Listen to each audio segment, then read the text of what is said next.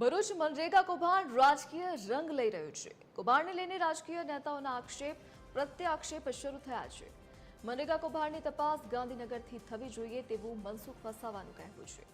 શ્વેતર વસાવા તમામ પુરાવા જાહેર કરે અને કૌભાંડીઓને ખુલ્લા પાડે તેવી વાત પર મનસુખ વસાવાએ કહી છે। તો સરકાર હવે નિવૃત્ત હાઈકોર્ટ જજની અધ્યક્ષતામાં તપાસ કરાવે। 2500 કરોડના કૌભાંડની તપાસ સીબીઆઈ, ઈડી, જીએસટી વિભાગે સાથે રાખીને કરવી જોઈએ। રીતે કબજી નાખ્યા વગર કરોડો ખાઈ ગયા। ભાજપના મંત્રી, સાંસદ, ધારાસભ્ય અને અધિકારીઓ હપ્તાખોરીમાં સામેલ।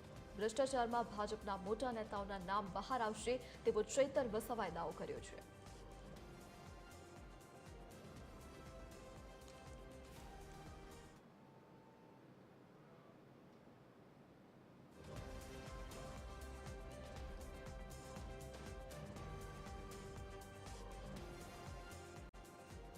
તો મનરેગા કૌભાંડ હવે રાજકીય રંગ લઈ રહ્યું છે, જેને લઈને મનસુખ વસાવાનું કહેવું છે કે ચેતર વસાવા તમામ પુરાવા જાહેર કરે અને કૌભાંડીઓને ખુલ્લા પાડે। તો સરકાર હવે નિવૃત્ત હાઈકોર્ટ જજની અધ્યક્ષતામાં તપાસ કરાવે તેવી વાત પણ ચેતર વસાવાએ કરી।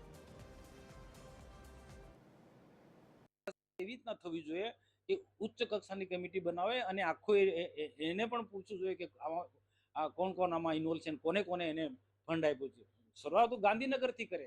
ગાંધીનગરના દૂધે ધોયેલા નથી, તપાસ તો આપી દેશે, પણ પોતે પોતાના દેવા તળે અંધારું એ જોતા નથી। એજન્સીઓને મેં બોલાયા હતા, જે અલગ અલગ રીતના બોલાયા હતા, અને જે તપાસ થઈ રહી છે જલારાય એજન્સી માણસને પણ મેં બોલાયો હતો। કરજણ રેસ્ટોરન્ટમાં જાહેરમાં ખુલ્લી જગ્યામાં બોલાયો હતો અને મેં પૂછ્યું, જે મને કીધું એનું બહુ બધું કે જે તપાસ બધા મીડિયામાં બધા મોટી વાતો કરે એ લોકોને બી હપ્તા મળ્યા છે, ટકા એમને પણ બધાને મળ્યા છે, કોઈ બાકી નથી।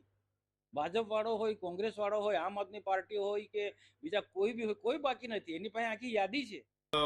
જિલ્લામાં જે પણ કૌભાંડો થયા છે એ કૌભાંડો એ એજન્સીઓને જ્યારે 2017 સુધી પંચાયતો પોતાની રીતે કામ કરતા હતા, ત્યારબાદ બચુભાઈ ખાબડ મંત્રી બન્યા અને એમના સાંસદોને સાથે રાખીને આ વિસ્તારમાં મટીરીયલ પૂરું પાડવાના નામે એ ચાહે જલારામ એન્ટરપ્રાઇઝ હોય, મુરલીધરન એન્ટરપ્રાઇઝ હોય, રાજ કન્સ્ટ્રક્શન હોય કે સર્વર્ણ કન્સ્ટ્રક્શન હોય, તમામ એજન્સીઓ લાવીને મટીરીયલ પૂરું પાડવાના નામે ટેન્ડરો આપવામાં આવ્યા। આ એજન્સીઓએ એક પણ કોરીમાંથી કપચી, લીજોમાંથી રેતી કે કોઈ દુકાનમાંથી સળિયા સિમેન્ટ લીધા વગર કે કોઈ જગ્યાએ એ મટીરીયલ પૂરું પાડ્યા વગર બોગસ રોયલ્ટી, જીએસટી વાળા બિલો મૂકીને કરોડો રૂપિયા સરકારી નાણાં પોતાના ખાતામાં જમા કર્યા અને એ નાણાં કેટલાય નેતાઓને, કેટલાય અધિકારીઓને એમણે વ્યવહાર કર્યો ને આ કૌભાંડ છેલ્લા 5 વર્ષ સુધી ચાલ્યું।